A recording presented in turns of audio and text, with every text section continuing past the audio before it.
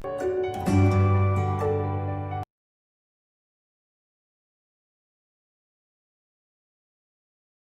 students, welcome to Triveni Memorial Senior Secondary School online classes.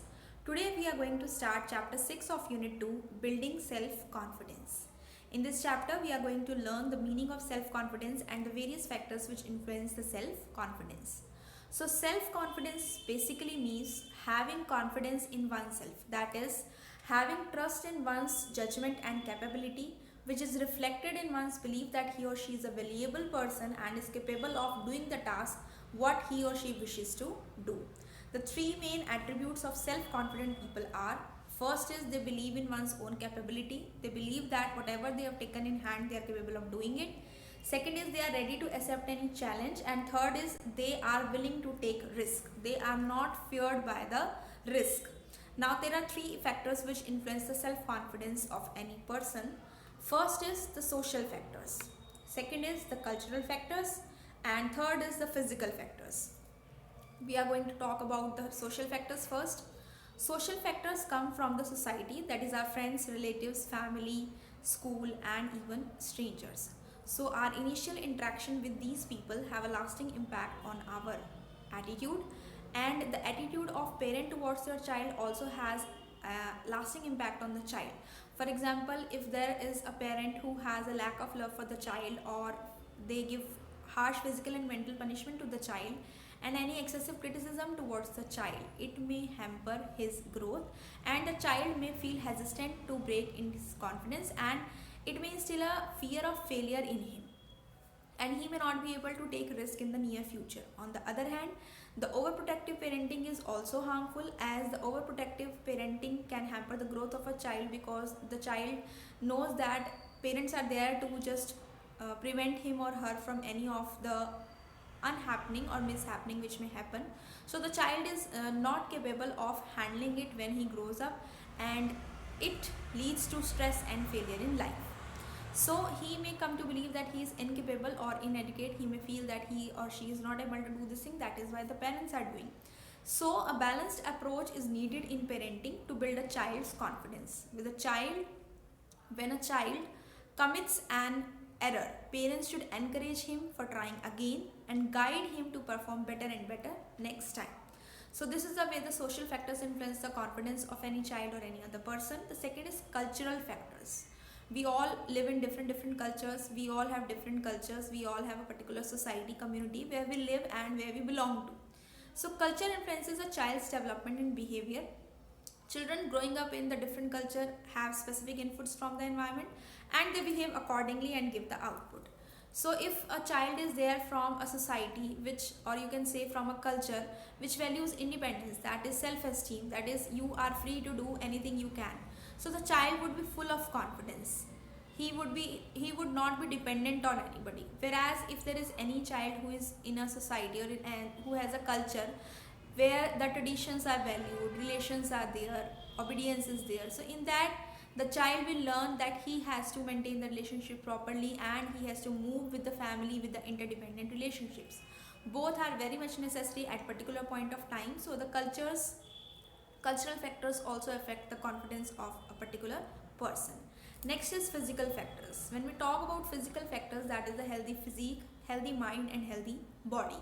Your appearance should be good wherever you are going, whether it is for a job interview or for your daily job. You should have a proper hygiene, neatly and cleanly dressed, neat and clean physical appearance.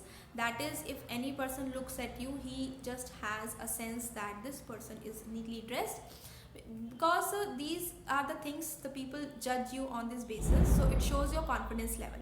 If you are properly dressed, have a good hygiene, you will feel much more confident.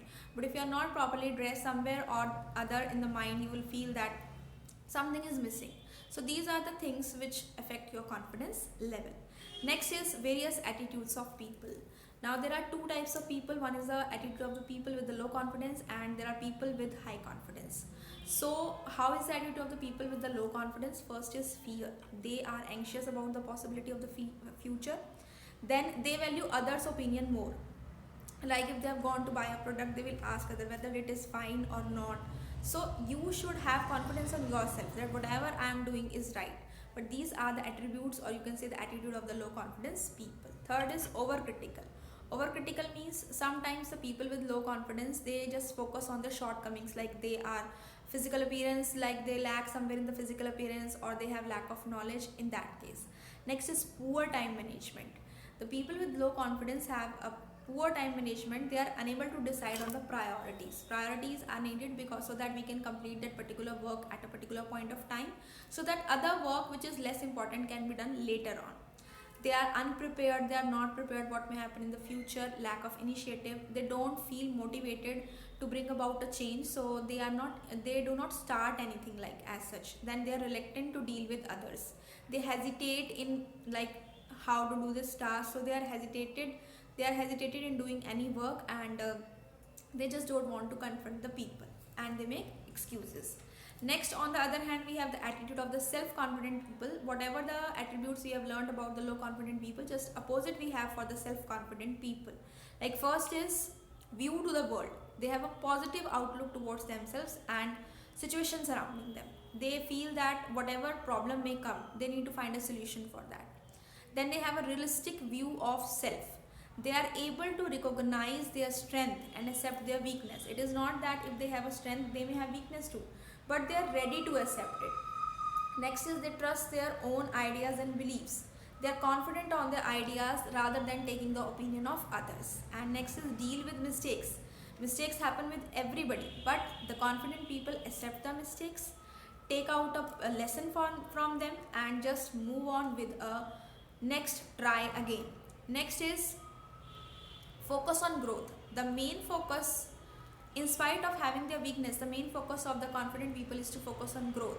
Whatever happened wrong has happened, but now next time they focus on growth and they try to overcome their shortcomings. So we know that a balanced and rationality in the attitude helps in gaining the self-confidence more and more, right? Next is building self-confidence. Now, how to build this self-confidence? Self-confidence can be learned, practiced and mastered just like any other skill. Just like for the exams, you learn the chapter again and again. Similarly, if you practice self-confidence, one day you will have the self-confidence as your habit. For this, we have the SWOT analysis. SWOT stands for strength, S for strength, W for weakness, O for opportunity, and T for threats. So first of all, we should identify what are our strengths, what are the things in which we are good at, what are the skills we can do very easily so that we can help others also in acquiring them. Then we should identify our weakness also. Why we should identify our weakness? So that we can work upon it and we can improve it. We can make it our strength. Third is opportunities. Identify the avenues to exhibit and utilize your core skills, and whatever the opportunities come in your way, which are your strength, you can use them. Then we have the threats. Threats means sometimes you may not have the proper information about that particular topic, so you should research the internet, read the articles about it, talk to the expert people about it, so that you have the realistic view of that particular area, right? After you have analyzed your strength, weakness, you have seen the opportunities and the threats, you will have to put yourself in action. Not only after reading this, but also you have to apply it in your life daily, on the daily basis. For example, you take an unfamiliar journey on public transport or volunteer to give a presentation or a speech. So everything which we do, one day it is new to us, but if we practice it daily, it will become our habit. Okay, set a well-defined goal, use a SMART strategy. Organize yourself, apply the skills that you have learned in the previous chapter, like break the goal into smaller tasks, set the time limit for that one, prioritize your tasks. Whatever task is important, do it first. Less important tasks can be done later. When you meet any obstacle, remind yourself that you can do it and any alternative solution can be taken for this one. Okay. Next we have display the reminders of your goal and vision of your success. You can see them repeatedly. You can just put any note at any of the places in your home, so that you can just, every time you are going or coming, you can just have a look at it. It is being shown to you, displayed to you every time you go from that side, and it is a reminder for you so that you can do the work easily. Next is be assertive. You should have faith in your beliefs and abilities. Do not feel obligated or to prioritize other demands. You should learn to say no. You should be assertive. Whatever is your priority, whatever you know that you have to do this work, you should be assertive about it. First you should complete that work and later on the other work. Next is experience.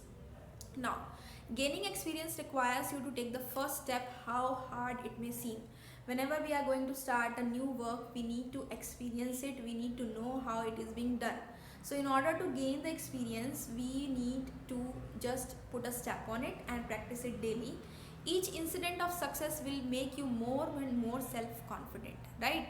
Then surround yourself with positive people. Also always keep yourself with people who are positive.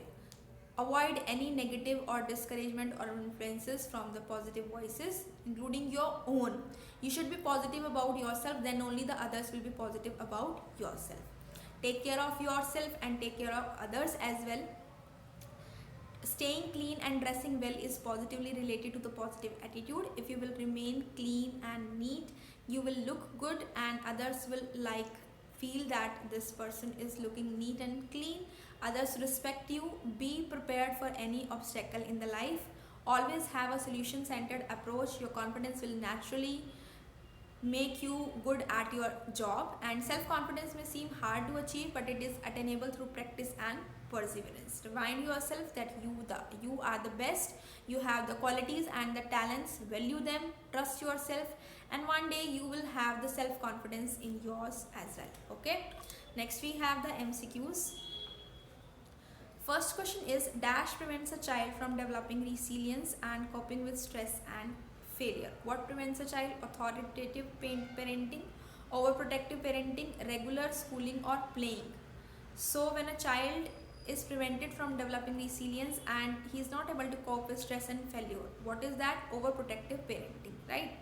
When the child is being pampered too much. Second is, dash adversely affects the self-confidence of a child. Overprotective parenting, love and care, physical punishment, both A and C.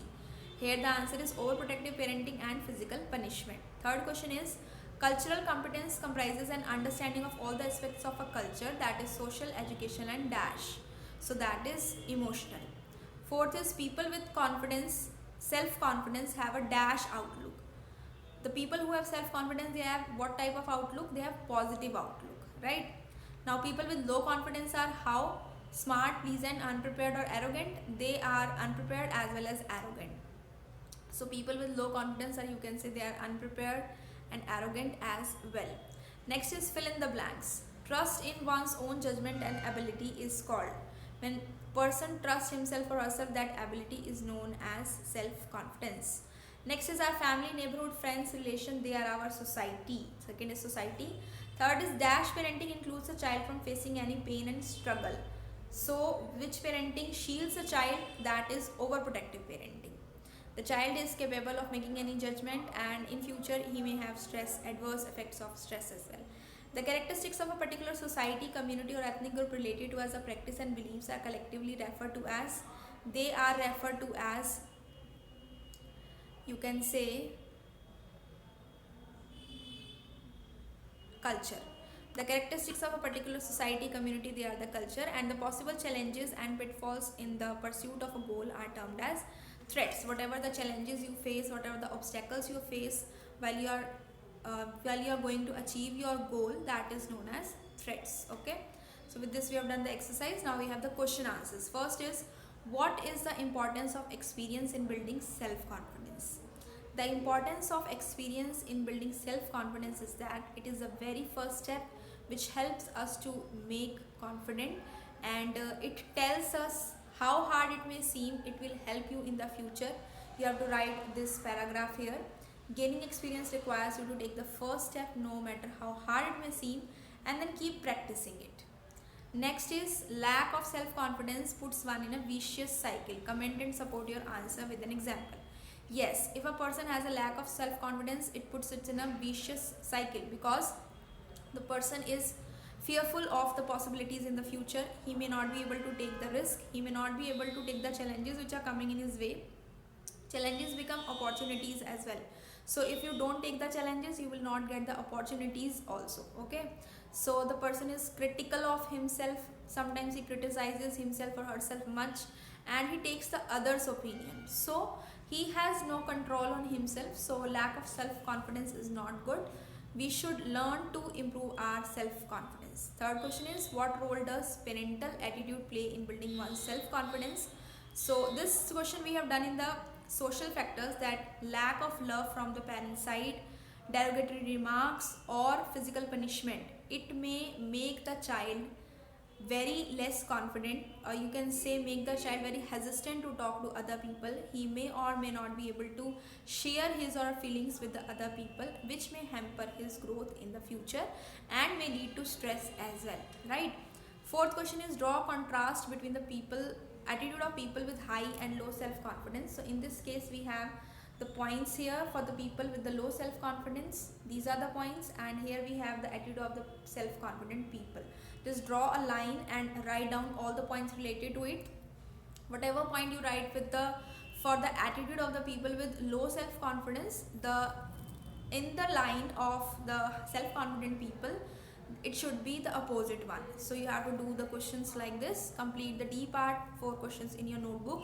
MCQs and fill-ups to be done in the book itself, and revise the solved questions from the book itself. I hope you have understood this chapter. Just do the question answers in the notebook. Thank you, students. Have a good day.